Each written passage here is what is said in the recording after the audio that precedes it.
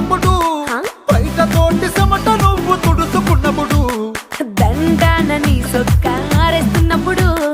నీ ఒంటి వాసన తెగ గుర్తొచ్చినప్పుడు రెండు చేతులెత్తి జుట్టు ముడిసినప్పుడు జండు కత్తుకొని పడుకున్నప్పుడు అలసిపోయి నువ్వు ఆవలించినప్పుడు వచ్చుండై ఫీలింగ్స్ వచ్చి వచ్చి చంపేసి